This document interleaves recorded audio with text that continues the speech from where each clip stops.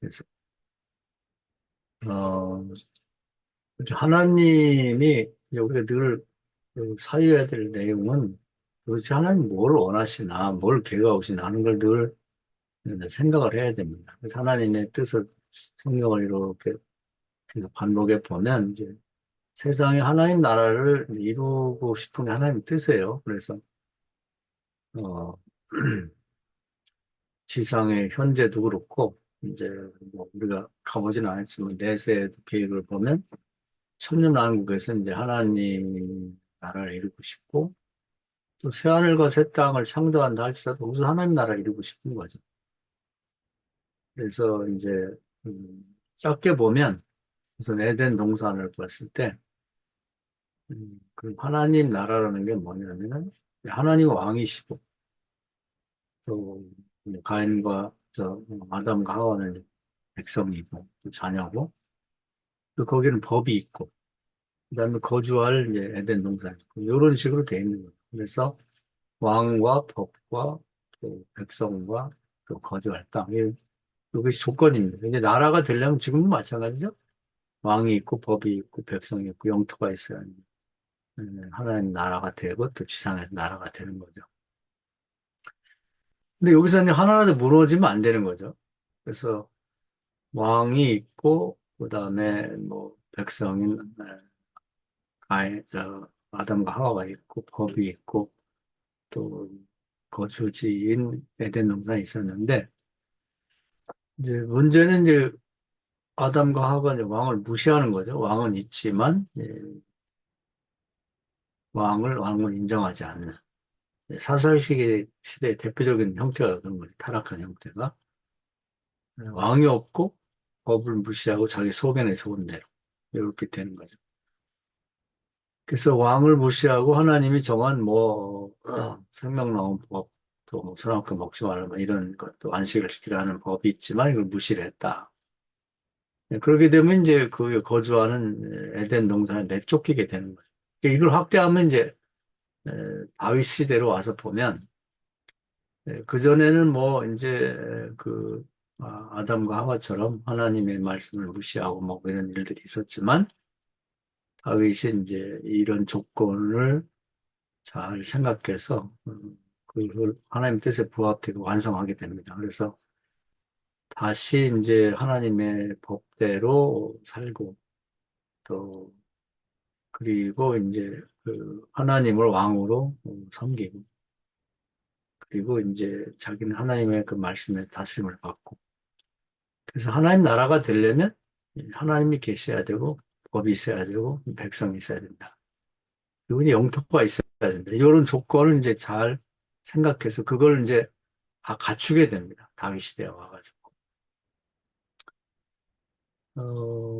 그래서 이제 하나님은 법을 근거로 해서 왕이 되시고 그 법대로 다스리시고 또 백성들은 법을 알고 그 법에 순종해서 따르고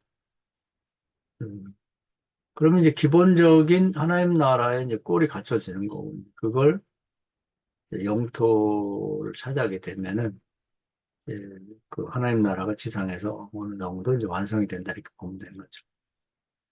그래서 다윗 시대에 와서 그동안에 이제 무너졌던 그런 법에 대해서 다시 챙겨서 법대로 살기로 했고 그 하나님을 이제 절대적으로 신뢰하고 왕으로 섬기고 다윗은 그 법대로 순종하고 백성으로 순종하게 만들고 하나님이 생각하는 이상적인 지상의 나라를 만들고 있는 거죠. 그리고 영토는 예, 하나님이 이제 이스라엘 백성을 위해서 아브라함 때 창세기 10장에서부터 전체를 차지한다면 이제 그 위쪽 북쪽은 유브라데스 강부터 남쪽은 나일강까지를 이스라엘 백성을 위한 영토로 주겠다. 근데 이제 믿음에 따라서 이제 넓게 차지하기도 하고 좁게 차지하기도 했는데 다윗 때 와서 얼추 이제 그 땅을 다 차지하게 됩니다. 그래서 이제 하나님이 이상적으로 생각했던 나라가 어느 정도 완성이 됐다고 볼 수 있죠.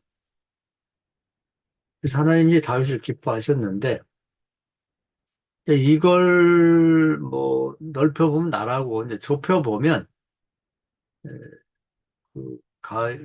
가인과 아벨과 뭐, 어, 아담과 하와의 가정으로 좁혀볼 수 있는데, 근데 우리 가정도 똑같아요. 우리 교회도 똑같고, 우리들도 좁혀서는 좋은 가정이 되려면 하나님을 왕으로 생각해야죠. 가족 모두가. 그리고 하나님의 법이 집안에 살아 있어야 되는 거예요. 그리고 이제 그 가족 구성원들이 하나님을 절대 신뢰하는 백성이 돼야 되고, 이제 가정이라고 하는 하나의 이제 그 영토라고 할까, 그런 예, 영역이 필요한 거고. 그렇게 되면 이제 이 가정이 하나님의 나라가 되는 거죠.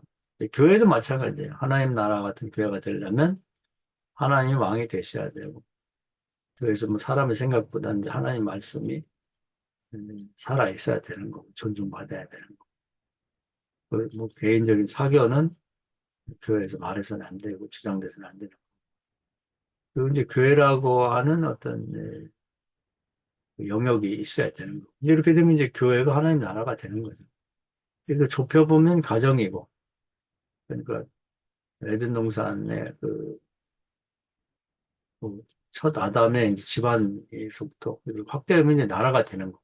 이렇게 보면 되겠습니다. 그래서 우리는 이제 하나님이 기뻐하시는 것이 이제 이런 하나님 나라를 가정에서도 교회에서 또 규모를 키워서 나라에서 이루고 싶다. 이것이 하나님의 소원이다. 이렇게 보면 되겠어요. 이렇게 그런 생각을 가지고 의도적으로 그걸 시도한 하나님 나라를 건설하는데 이제 동역자로 활동한 사람이 이제 다윗이라고 봐야 되겠죠. 그런 생각을 가진 사람들이 거의 그동안 없었으니까요. 음. 그 열왕기하면 이제 다윗의 길, 여로보암의 길 이런 얘기를 많이 하는데 그냥 그 길이라고 하는 것만 알고 있지 그 내용이 뭔지는 별로 생각을 안 해요. 제가 항상 그 프로세스를 얘기하는데 도대체 다윗의 길이라는 게 뭐냐? 하나님 말씀대로 사는 것만 생각하는데 이제 그렇게만 해갖고는 전체로 보는 건 아니고 지금 말씀드린 것처럼 하나님 왕이고 법이고 백성이고 영토 이 세 가지를 다 갖추고자 노력하고 그걸 갖춘 것이 다윗의 길이라고 보면 되는 거죠. 근데 이제 여로보암 길은 뭐냐면 이제 그 첫 아담의 실패를 그대로 답습하는 거죠. 하나님을 무시하고 그리고 하나님이 정한 법을 무시하고 자기 속에는 좋은 대로 하면서 아담은 이제 사탄을 쫓아가고 뱀이 이제 우상이죠. 뱀의 모양이 이제 보이니까 형상이 있으니까 그 배후에 사탄이 있는데 그런 식으로 뭐 우상을 섬기고 배후에 사탄을 섬기는 이제 그런 형태가 계속 되는 거죠. 지금도 이제 이 두 가지 길로 이제 사람들이 가고 있다. 뭐, 다 그냥 안 믿는 사람 얘기가 아니고 이스라엘이 다 하나님 믿는 백성들 얘기니까 교회도 두 종류로 나눌 수가 있고 가정도 두 종류로 나눌 수 있고 나라도 나눌 수가 있는 축소하면 가정이고 확대하면 나라가 된다. 그러면 이제 우리 가정을 이제 생각해 봤을 때 과연 우리 가정에서 왕이 아버지냐 엄마냐 자식이냐 왕이 자식인 경우가 많죠. 그래서 뭐 황제 뭐 중국에서 그런 말이 나오는데 지금 우리나라도 이제 자식이 몇 명 안 되다 보니까 자식이 왕이죠 왕. 손자가 왕인 경우도 있고 어, 그리고 이제 그 누구 말이 집안을 다스리고 있는가 하나의 말씀이 우리 집안을 어, 다스리고 있는가 아니면 아버지의 말 또는 어떤 여자가 부인이 강한 경우는 이제 부인의 말이 그냥 법인 경우도 있고 자식인 경우 누구지? 뭐가 어떤 경우는 뭐 집안 구성원 외에 무슨 뭐 공자의 논어가 최고다 뭐 이런 식으로 해서 뭔가 그 다른 걸 자꾸 갖다 대는 경우가 있는데 과연 하나님의 법이 우리 집을 다스리고 있는가? 그리고 우리 집안의 식구들은 다 그 하나님 말씀에 절대 복종하고 있는 거, 신뢰하고 있는 거 이런 게 문제예요. 그리고 따져보면 돼요. 우리 집안이 하나님 나라가 이루어졌는지 안 이루어졌는지를 스스로 판단할 수 있는 거죠.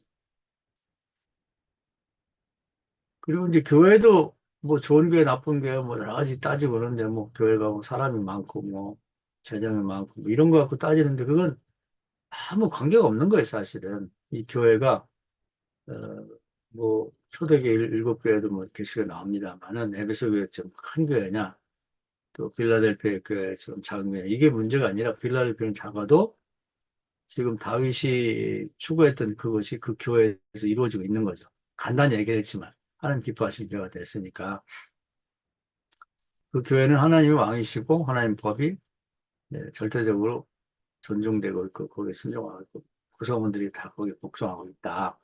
그것이 에, 영역으로 따르면 영토로 따르면 교회 안에 교회가 그렇게 형성된다. 그러면 이제 하나님 나라가 실현된 교회라고 봐야 되겠죠. 그러고 보면 나라도 평가할 수 있고 교회도 평가할 수, 가정도 평가할 수가 있는 거예요.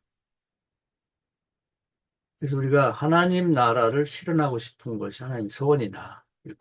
그걸 위해서 명확한 예를 갖고 지금 드린 이 세 가지 조건에 부합되지 않으면 그 개선하고 바꿔 나가야 되는 거예요. 아마 내년도 우리가 목회 계획을 세운다 할지라도 1월 달에 뭐하고 2월 달에 행사가 중요한 게 아니라 우리 교회에서 지금 하나님 왕이신가. 그리고 목사부터 하나님 앞에 절대 복종하는 자가 돼야 되겠죠. 그리고 이제 하나님의 법이 살아있는가, 제대로 가르쳐지고 있고 실천되고 있는가. 장로 목소리가 큰지, 젊은 청년들이 으쌰으쌰 하면서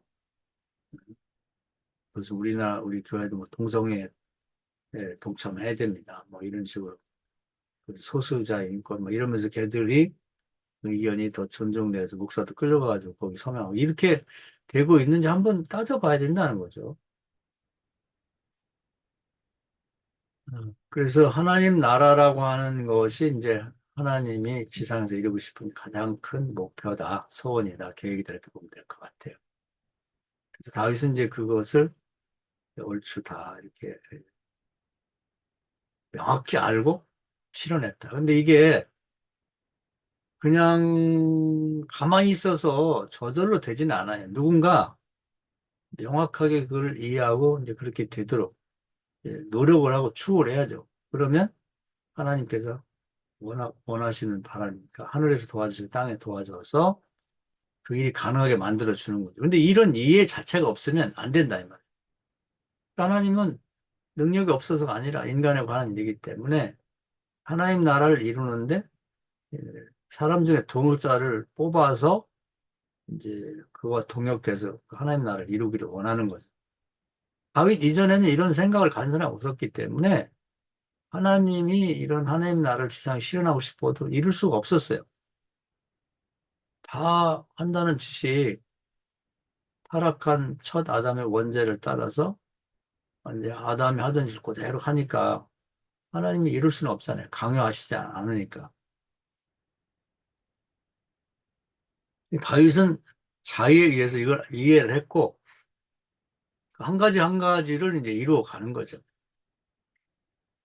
그래서 우선 자신이 이제 하나님을 왕으로 절대적으로 이제 믿고 있었고 그 앞에 순종했고 이제 법을 정확히 이제 그 숙지하고 그대로 살려고 애를 썼다. 그래서 나중에 법궤도 시골에 방치된 걸 때 가져다가 하나님 원하는 자리에 놓기도 하고 또 신명기 있는 말씀처럼 율법 책을 복사해서 자기 앞에 놓고 계속 그 주야를 묵상해 가면서 과거에 그 법규 옮길 때 실수도 했지만 그런 걸 반복하지 않게 해서 작은 일부터 큰 일까지 하나님이 뭐라고 성경에 하라고 되어 있는지 어떻게 하라고 하는지를 확인해 가면서 그렇게 이제 정치를 했다.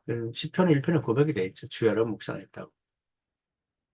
그랬더니 형통한 축복이 있다라는 그런 고백을 했는데 법을 살려서 살아있는 법을 지키며 나갔다. 네. 그 백성들도 그렇게 하도록 가르쳤다. 그리고 영토는 열심히 전쟁을 해서 거의 그 다윗의 얘기를 들어보면 특히 역대기를 보면 하나님이 얘기했던 땅을 거의 다 차지하게 됩니다. 그래서 이스라엘을 보면 간단히 머릿속으로 지도를 그려보면 이제 위에 갈릴리 호수가 있고 요단강이 내려오고 그 밑에 사해바다가 있고 근데 그렇게 간단히 구성이 돼 있죠. 사해바다 밑에 이제 에돔이 있어요. 에서의 후손이 있고 오히려 오른쪽으로 가면 이제 요단 동편을 보면 모압이 있고, 그 다음에 올라가면 이제 그 아모리 족속 인류가 살고, 그 다음에 이제 에돔, 어, 암몬이 있고, 그래서 에돔, 모압, 아모리, 그 다음에 암몬. 그리고 이제 그 후에 가면 이제 그, 우리 잘 아는 이제 그런, 그, 뭐라 그래, 아람이라는 나라가 있죠. 그리고 옆에 이제 동쪽으로 가다 보면 페니키아, 시돈이 있고, 그 밑에 보면 또 그쪽에 서쪽에도 이제 아모리 족속이 있어요. 그리고 그 밑에는 블레셋 있고 그렇게 돼 있는데 그뺑 돌아가면서 이제 이 나라들을 다 점령하게 됩니다. 그래서 다윗 때는 이제 거의 그 하나님이 원했던 그 영토를 다 확보를 했다.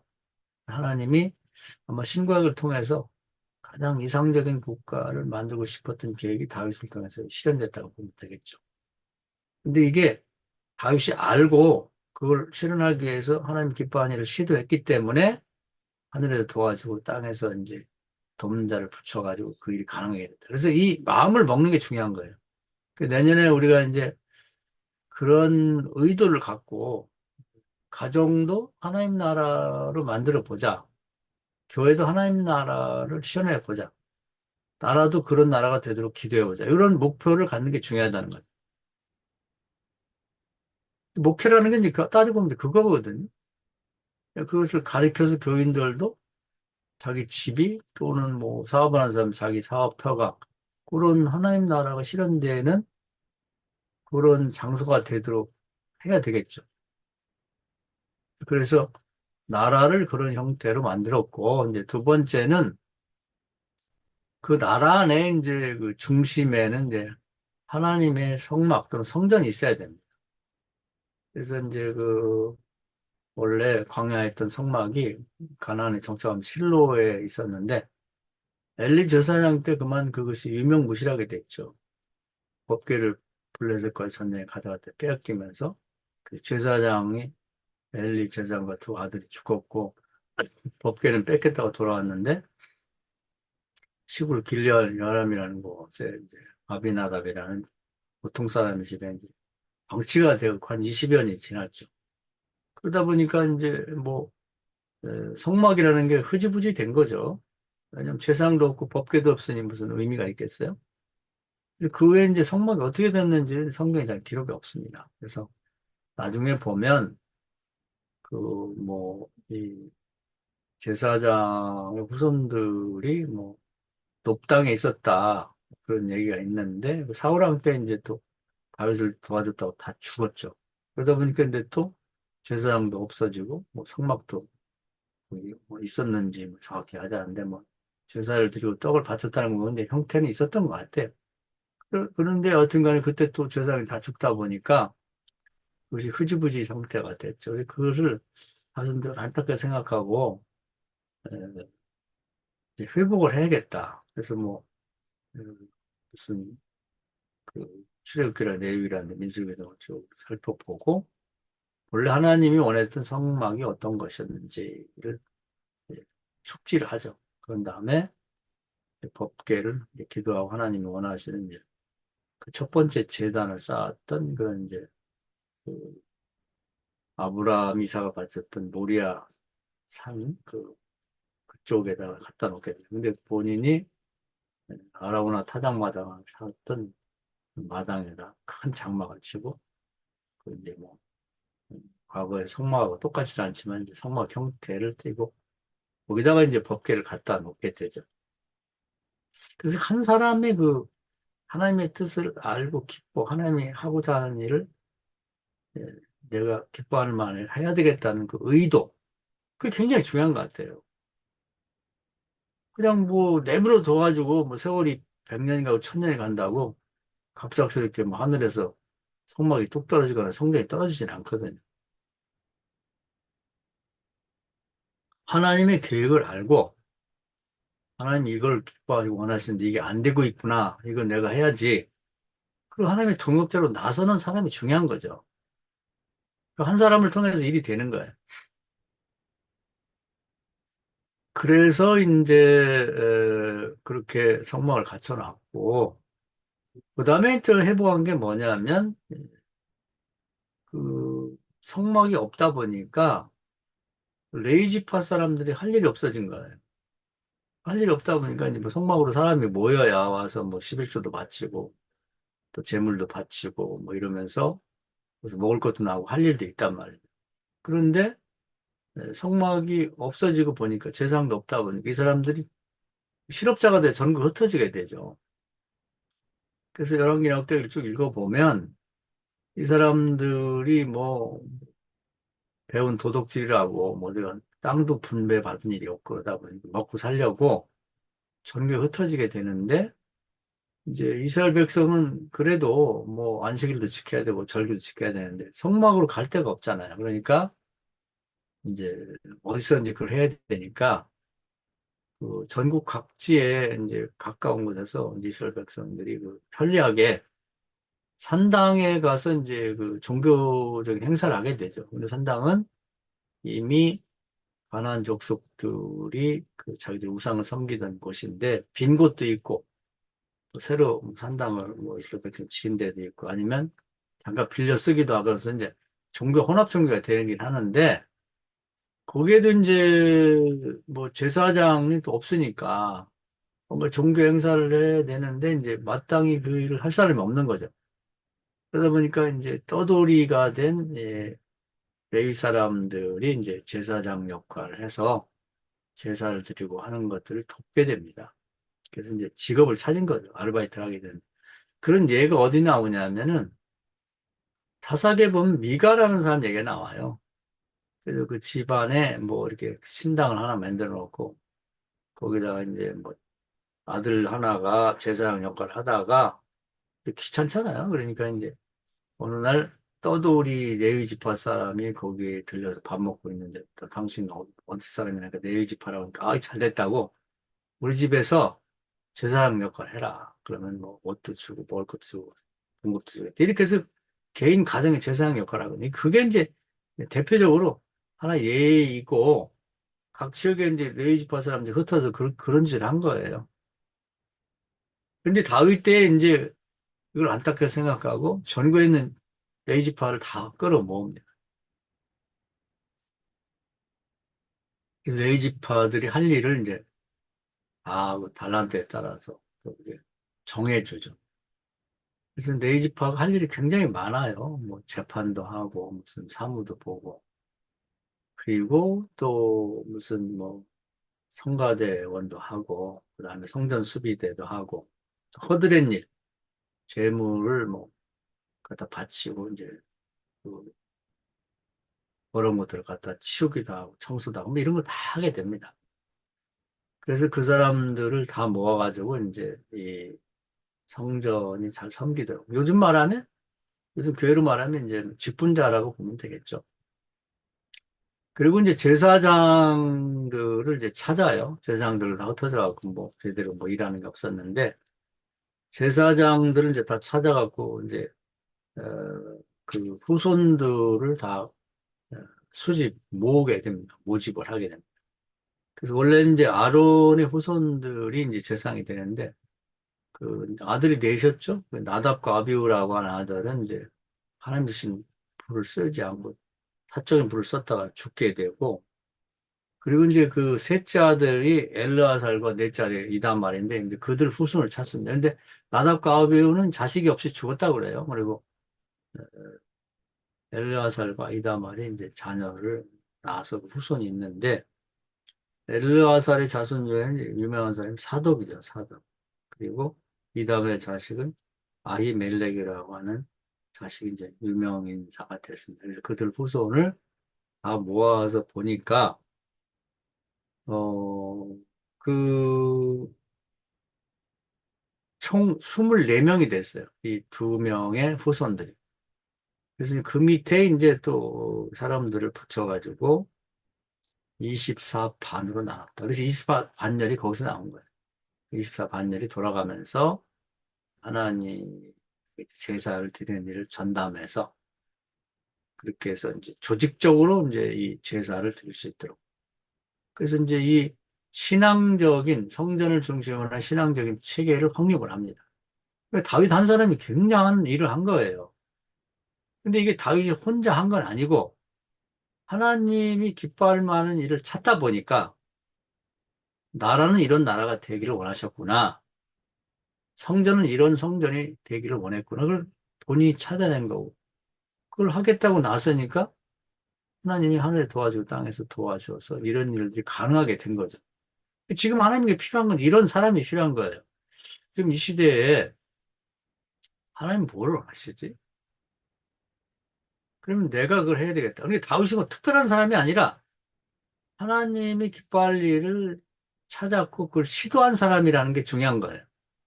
다윗은 뭐 천재고 뭐 위대한 인물이고 뭐 타고나기를 대단하게 그렇게 생각하면 안 되고 그렇기 때문에 하나님이 이제 다윗도 왕족이나 뭐 귀족이나 뭐 이런 데 제사하는 후손이 아니라 평범한 평민의 자식을 택한 거예요. 그런 뜻이 있는 겁니다. 왜냐면 오해할까 봐. 아, 그 사람 제사장 가면 이렇게 하면 안 되거든. 평범한 사람. 예수님도 평범한 사람 중에서 제자를 뽑은 게 그런 의도가 있는 거예요. 뭐 귀족인 뭐 무슨 또 뭐 제사장 왕족 그러면 아유 나는 뭐 무슨 고기 잡는 주제 뭐 목수 주제 이렇게 생각할까 봐 그렇게 하는 거예요. 예수님 자신도 목수로 하는 것도 그런 의미가 있는 거. 중요한 건 어떤 환경에서 어떤 사람으로 태어났든 관계없이 하나님이 그 원하시는 게 뭔지 계획하고 있고 원하는 앞으로 이루고자 하는 게 뭔지를 알고 그중에 내가 할 수 있는 일이 뭘까? 내가 일 해야지. 이 마음을 먹는 게 중요하다는 거예요. 어떤 사람이든. 근데 그걸 아무도 하려고 안 하는 거지. 이게 다윗의 길로 간다는 게 이거예요. 그러니까 다윗의 길로 간다는 게 너무 단순하게만 생각해서는 안 되고 이 모든 내용이 포함되어 있다는 걸 알 필요가 있는 거예요. 그래서 나라도 이제 하나님이 원하는 이상적인 나라를 이제 얼추 이루었고 또 지상에서 하나님이 원하는 그 성전을 중심한 신앙적인 체계도 완성했고 거의 다 된 거죠. 그런 다음에 이제 오늘 제가 이 소개하고 싶은 것은 요건 이제 잘 생각을 안 하는 부분인데 하나님이 이제 이 뭐 기본적으로 지은 제사라든지 이런 것 외에 가장 좋아하는 게 찬양이거든요. 찬양. 그래서 이제 계시록에도 보면 우리 계시록도 공부했습니다만은 하나님 주변에 이제 네 생물이 있죠. 그 대천사가 있는데 그들도 찬양을 드리고 그 주변에 이스라 장로가 있는데 이들도 찬양을 드리고 그리고 천군 천사의 찬양대가 있단 말이에요. 그게 그냥 천군 천사들이 찬양했다는 말인데 실제로 눈에 보인 건 누가복음에 보면 예수님이 탄생했을 때 베들레헴 말구유를 중심으로 하늘에서 쭉 스를 쓰할 수 없는 천군 천사 찬양대가 그 예수님의 탄생하는 곳을 바라보면서 하늘엔 영광이요 땅엔 평화라고 하는 엄청난 아름다운 찬양을 드리죠. 보통 사람 듣지 못했지만 영적인 귀가 뚫린 이 목자들이 보고 이제 그 그들이 주시했던 곳인 에, 마구간의 베들레헴을 찾아가서 이제 경배했던 일이 있잖아요. 이제 그만큼 하나님이 찬양을 좋아하신다. 특히 새 찬양을 좋아하신다. 그래서 이제 우리가 천국 들어갈 때도 이제 그 형식이 정해져 있죠. 종려나무를 흔들고 꼭 찬양을 배워야 되는데 구원하심이 뭐 그 어린 양께 있도다 하는 찬양을 부르면서 들어간다는 거예요. 근데 그 우리나라는 다행히 외국에는 있는지 모르지만 이제 복음성가에 그것이 들어있죠. 가끔 그 찬송을 부르는 게 중요할 것 같아요. 특히 세상 또 죽을 사람들은 그 찬송을 불러주면 어떨까? 뭐 그런 생각이 들어요. 그러니까 뭐, 우리 이제 임종예배 드릴 때도 있잖아요. 근데 그때 이제 요 찬송을 가져가서 조만간 천국 가게 될 텐데 이걸 배워두면 이제 거기 들어갈 때 이 찬송 부를 거예요. 이렇게 가르쳐 주면 천국 가는 게 더 보다 실감이 날 것 같아요. 왜냐면 그 성경에 나왔는 얘기니까 뭐 제가 지어놓은 얘기가 아니라. 군대 들어갈 때 이제 부르는 기본적인 그런 뭐 논산훈련소 같은 데 들어갔을 때 부르는 군가처럼 그렇게 부르도록 돼 있단 말이에요. 그만큼 하나님이 찬송과는 밀접한 관계가 있는데 찬송이 지상에서 없어졌죠. 그래서 이제 그건 왜 없었는지는 잘 몰라요. 그런데 사람들이 이제 일종의 추정인데 뭐 과거에 이 대천사 중에 원래는 사탄이 있었는데 그 뭐 제사와 찬양을 담당했었다. 사람에서 상상해서 한 얘기인지 모르겠어요. 그런데 그냥 생각할 수 있는 거니까. 그런데 타락하면서 하나님께 드린 제사가 제대로 안 드려졌고 찬양이 없어졌고 지상에도 없어졌다. 그래서 그랬는데 이제 그 후에 보면은 찬양이 거의 성경에 나타나질 않아요. 확실히 나타나는 게 모세의 찬양이 한 번 있고 또 누이 미리암의 찬양이 있고 뭐 사사기에 조금 나타나긴 하지만 본격적인 찬양이 나타나지 않는다. 그런데 신기하게도 다윗은 항상 하나님 기뻐할 일을 생각해서 그런지 이 찬양을 하나님 기뻐하는 걸 알았고 찬양의 능력을 알았어요. 그래가지고 이제 뭐 이 윤목 생활하면서도 계속 찬송을 지어서 불렀고 그래서 재주가 있는 분들은 시를 좀 쓰면 좋겠어요. 뭐 찬양시 꼭 그걸 뭐 등단해갖고 세상에 알리고 그런 게 아니라 어, 찬양을 하나님을 기뻐하는 마음으로 찬양을 한번 쓰면 어떨까 이런 생각이 드는데 하여튼 그렇게 했단 말이죠. 또 뭐 다윗이 무슨 뭐 요즘처럼 뭐 음대를 나왔겠어요. 뭐 음표를 알겠어요. 뭘 하겠어요. 그냥 수금을 타면서 그냥 흥얼흥얼하면서 그 작사 작곡을 한 거지. 근데 요즘에 유명한 작곡가들도 보면요. 음대를 나왔거나 심지어는 뭐 이 악보도 못 부는 사람이 많더라고. 그래서 누군지 뭐 압구정 호랭인가 뭐 하는 그 유명한 작곡가 그래서 뭐 이렇게 그 유명한 가수들 배출한 사람은 그 사람 모르더라고. 전혀 악보를 못 봐요. 그래서 그냥 입으로 흥얼흥얼 해가지고 에, 그 녹음기에다 녹음해가지고 이제 그걸 요즘에 이제 그걸 풀어주는 그런 게 있더라고요. 뭐 그 듣고서 아르바이트 하는 사람도 있고 요즘에 프로그램으로 그 이제 작사 작곡 이렇게 되도록 만들어주는 것도 있더라고요. 그래서 그렇게 해서 유명한 곡을 많이 쓰더라고요. 그러니까 이제 다윗이 그런 거지. 하나님을 찬양하는 마음만 있는 거서 그런 식으로 해가지고 이제 했는데 놀라운 것은 이제 그렇게 준비해놓으면 하나님 쓰는 것 같아요. 사울왕이 이제 귀신들에 미쳤을 때 누가 권면을 해요. 찬송을 부르면은 귀신이 몰러간다 하니까 이렇게 저렇게 해서 알아보니까 당시에 이제 뭐 어떤 사람 그러겠더라고요. 다윗이 그 당시에 말도 잘했고 요즘 식으로 아이돌처럼 인기가 있었다고 그래요. 그래가지고 누구든지 이제 젊은 사람들은 아우 다윗이라는 사람이 잘한다. 그래서 다윗이 불러가갖고 찬양했더니 귀신이 도망가는 거예요. 야 찬성 이런 능력 있고 하면서 계속 뭐 망명 다니고 하면서도 이제 찬송과 또 이제 찬양시를 작사 작곡했던 것 같아요. 그러면서 이제 계속 그걸 모아갔는데 이 왕이 된 다음에는 이제 마지막으로 한 게 뭐냐면 이 찬양단을 조직하는 거예요. 그러니까 여기 보면 오늘 25장 읽었는데요. 다윗이 군대 지휘관들과 더불어 아삽과 헤만과 여두둔 자손 중에서 구걸할 성기하되 수금과 비파와 재금을 잡아 신령한 노래를 하게 했으니 그 직무대로 일하는 자의 수는 일하니라. 그러면서 거의 군대 조직처럼 그리고 이제 이 찬양대회를 조직한 거예요. 이 지휘자를 세 명을 세운 거예요. 아주 그 이들이 얼마만큼 중요한지 성경의 이름을 소개를 합니다. 좀 교회가 규모가 있는 교회들은 뭐 찬양단이 찬양대가 여럿이 있잖아요.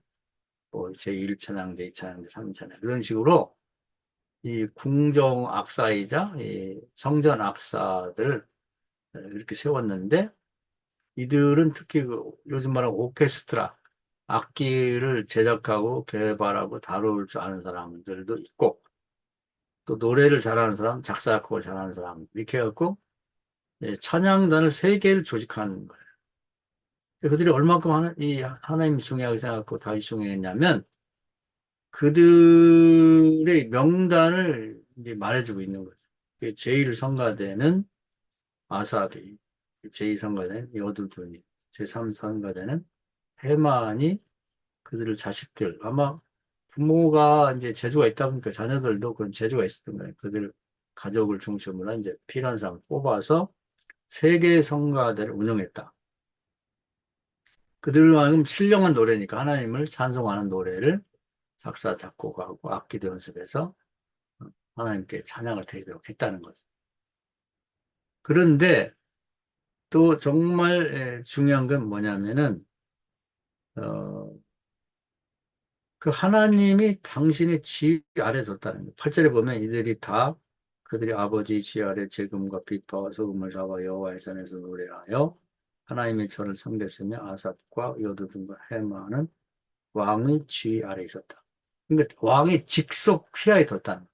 그러니까 한편에서는 에, 직속 휘하에 그 군대 장관들 지휘관을 뒀고 똑같이 그러니까 좌편에는 그렇게 군대 지휘관과 체계를 갖췄고 우편에는 성가대 조직과 그 지휘관을 이제 직속에 뒀다는 거죠.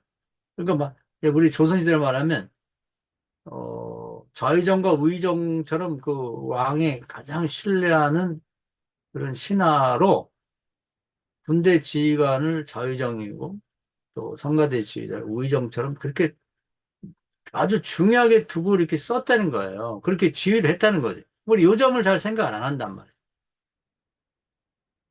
그래서 이제 다윗이 전쟁을 나갈 때 특히 그 사무엘하 5장에 보면 그 군대 지휘관들은 전쟁을 나가요. 그러면 여기 이제 그 찬양 지휘관들은 뒤에서 찬양을 벌린다고. 이게 같이 가야 되는 거예요. 하나님 얘기를 해요. 너희들은 뒤쫓아오면 찬양이나 해라. 그만큼 하나님이 찬양을 좋아하시기 때문에 그걸 하나님을 기쁘시게 하려고 다윗이 이렇게까지 했다는 거예요. 이런 대목을 우리가 잘 생각을 안 하거든. 그래서 우리가 이제 찬양을 할 때 여기 중요한 건 신령한 노래예요. 그래서 요즘에는 이제 유행과 비슷하게 바뀌었단 말이에요. 유행과 비슷하게. 너무 그 사람들, 찬양에 온 사람들이 감정을 자극하고 흥분하고 그들을 위로하고 뭐 그런 것도 해야 되겠죠. 근데 그런 쪽으로 흘러가지 말고 소위 대중성 있게 너무 가지 말고 사람들을 기쁘게 하고 뭐 이렇게 감동받게 하는 너무 치중하지 말고 사람들 기쁘게 하는 거잖아요. 하나님을 기쁘시게 하는 그런 찬양을 찾고 개발해서 아니면 작사해서 그런 찬양을 불러드리라는 거예요. 그러니까 아까도 얘기했지만 우리가 천국에 들어갈 때 부르는 찬양도 보면 사람을 기쁘게 하는 노래보다는 우리를 구원하심이 어린 양께 있다고 하는 신앙 고백이 있거든요. 신령한 노래예요. 그 천군 천사가 예수님 태어났을 때 부른 찬양도 보면 단순해. 하나님께 영광이, 하늘의 영광이 땅에는 평화라고 하는 거예요. 그러니까 막 곡도 막 이렇게 막 비틀어가지고 배우기 어렵게 하고 막 내용도 보면은 우리 감정을 자극해서 간질간질하게 하는 그런 찬양만 자꾸 부르지 말고 그런 것도 나쁘다는 거 아니에요. 또 다 없애야 되는 건 아닌데 조금 찬양 중에서도 그런 신령한 찬양이라는 걸 찾아서 정말 하나님을 영화롭게 하나님 기뻐하는 찬양을 개발할 필요가 있다. 그리고 그걸 연습시킬 필요가 있다는 거죠. 뭐 악기 가진 애들도 그 찬양에 참여할 때도 그걸 설득할 필요가 있는 거예요. 찬양이랑 하나님 기쁘시게 하는 거지 우리를 기쁘게 하려고 하는 건 아니다. 우리도 물론 기쁘지만 그래서 그런 식으로 내년에는 아마 여러분들이 찬양들 다 좋아하시니까 또 음악을 뭐 잘 해서 작시도 하고 작곡도 할 줄 알고 뭐 피아노도 할 줄 알고 기타도 칠 줄 알고 그러면 그런 마음을 갖고 좀 이 찬양대 뭐 찬양단도 뭐 소규모라도 그런 것을 시도해 볼 필요가 있잖아요. 다윗이 그 했거든요. 그러니까 하나님 너무 좋아하시는 거예요. 이게 항상 같이 가야 된다. 그래서 강조하고 싶은 것은 군대 조직처럼 찬양대가 조직돼요.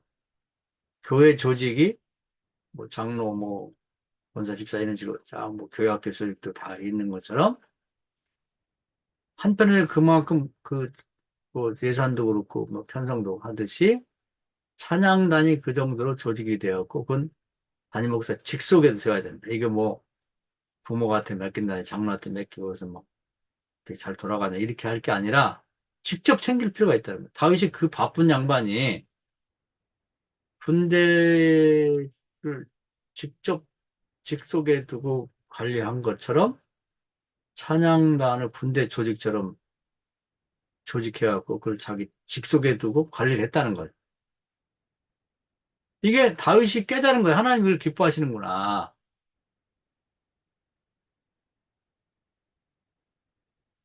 그래서 나라가 존폐 위기에 있는 전쟁에도 한편에는 군대 조직이 움직이고 다른 한편에서는 찬양 조직이 움직였다.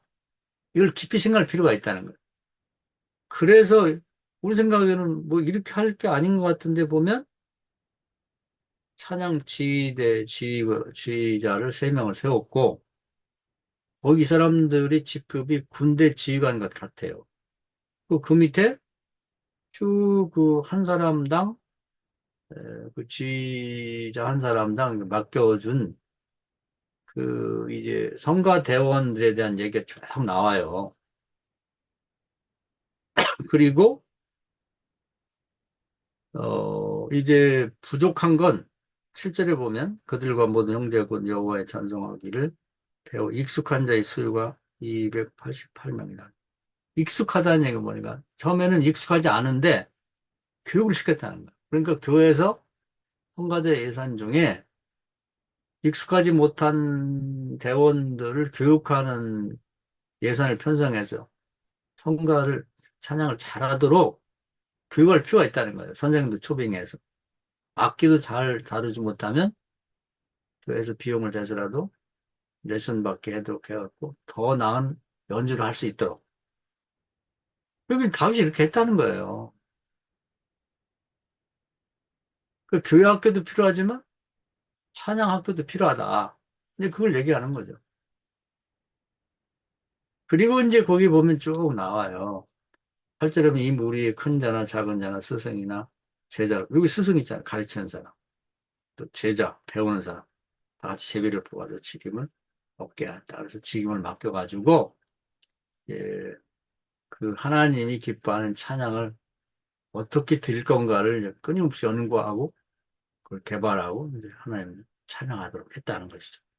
그래서 요 점이 우리가 이제 목회하는 동안에 이제 간과하는 찬양 뭐, 예, 무슨 예배 전에 준비 찬양합시다. 사람들의 감정을 흥분하게 만들고. 그래서 뭐, 그렇다고 해서 뭐 찬양 집회하고 찬양만 하라는 것도 아니거든요. 그 찬양에 대한 이해를 좀 새롭게 할 필요가 있다. 하나님이 가장 기뻐하는 일인데, 어떻게 이걸 기쁘시게 할 만한, 어, 그런 교육도 하고 체계를 갖추고, 또, 그걸 위해서 악기도 개발하고, 편성하고, 찬양도 선택하고, 그런 교육할 필요가 있는 거죠. 목사가 직접 나서서, 이건 뭐, 교회가 잘 되고 안 되고 뭐 이런 문제를 떠나서 하나님 기뻐하는 일이니까. 교회가 하나님 기쁘게 해야 될 거 아니에요. 그래서 우리가 이제 올 연말에는 그걸 필요할 것 같아요. 복음성관이 뭐, 또 우리 찬송가를 쭉 보면서 목사의 신앙 고백 입장에서 신령한 노래. 아, 나 목사, 요즘 나 이거 좋아해. 그게 아니라 또 우리 교인들이 뭐 이런 걸 좋아해. 그런 게 아니라 내가 볼 때 하나님을 정말 기쁘시게 하고 하나님의 영광을 돌릴 만한 어떻게 보면 좀 어렵기도 하고 애들 말 재미가 없어 보일지라도 그런 찬양에 대한 안목이 있어야 된다. 그럼 하나님 기뻐하시거든요. 그런 이해가 필요하다라는 생각이 듭니다. 그래서 오늘은 여기까지 말씀을 드릴 텐데, 다윗 한 사람이 이제 이 많은 일을 하게 됐는데, 그것은 뭐 특별한 사람이 아니라, 에베소 5장 10절에 하나님이 기쁘시게 할 일이 무엇인가를 늘 사유하고 생각하는 중에, 하나님이 이상적인 나라를 세상에 만들고 싶구나.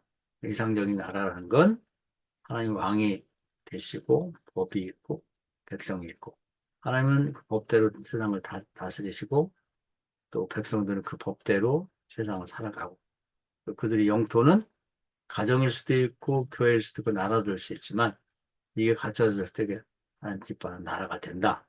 그런 마음을 놓고 나가면 하나님이 딱 당신의 마음에 맞거든요. 너는 내 마음에 합한 자다. 그렇게 말씀하시잖아요. 다윗을 만났더니 내 마음에 합한 자다. 그러니까 그래서 그런 얘기가 나온 거예요. 하나님의 계획과 마음을 딱 알고 있는 거예요.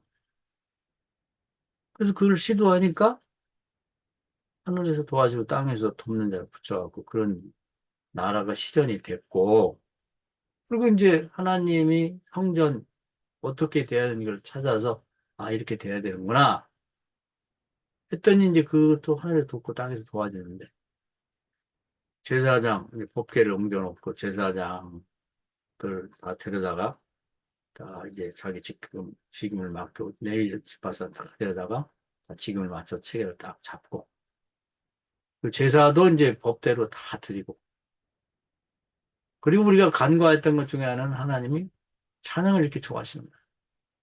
찬양대에도 그 왼쪽에는 군사치 체계와 군사치가 제 오른쪽에는 그 이 성가대 찬양단의 체계를 세우고 그 지휘관을 세우고 그 직속에 왕의 직속에 두고 직접 관리를 했다. 이게 놀랍잖아요. 근데 그 노래는 찬양은 하나님이 기뻐하면 신령한 노래를 찾았다. 그걸 작곡하고 작사하고. 우리도 이제 그런 안목을 갖고 그걸 찾는 데서부터 시작이 될 것 같아요. 우리는 뭐 생각 없고 요즘 유행하는 거 뭐 존재 뭐 이렇게 찬양, 복음성가 부르면 달달한 거 이런 것만 좋아하는데 그게 아니라 어, 그렇게 할 필요가 있다는 걸 이제 보여주고 있고요. 그리고 그를 위해서 악기를 다루는 자나 또 찬양하는 자들의 좀 배우는 자들을 계속 양육해갖고 할 수 있으면 성가대도 찬양단도 하나, 둘, 셋 있고 훌륭한 지휘자를 세워갖고 계속 기도해주고 그럴 필요가 있다. 그래서 우리의 영적 전투라고 할 때는 예, 싸우는 사람이 필요하고 본인 찬양하는 자가 필요하다. 찬양하는 사람들을 곁다리로 생각하는데 그게 아니라는 걸 말해주고 있는 거죠. 하나님이 그만큼 좋아하시는 거예요. 사실은 전쟁이라는 건 나를 위한 거고 알고 보면은 찬양은 전적으로 하나님을 위한 거거든. 하나님을 위한. 하나님께 드리는 선물, 재물, 최고의 하나님을 기쁘게 하는 선물이라고 보면 되는 거예요. 그래서 그 부분을 한번 깊이 생각할 필요가 있다. 하나님이 이렇게 귀하게 생각하고 직속에 두고 다루시는데 왕이 다루고 우리는 찬양에 대해 어떻게 생각하는지 한번 어, 인식을 새롭게 할 필요가 있다는 거죠. 아마 이것을 깊이 깨닫고 우리의 삶이나 또 목회에 반영하게 되면 놀라운 일이 있을 거예요. 가정에서 찬양이 살아나고 교회에서도 살아나고 나라에서 찬양이 귀하게 여름받으면 하나님이 기뻐하실 것 같아요. 이 말씀 은혜가 되기를 주의 이름으로 축원합니다. 아멘.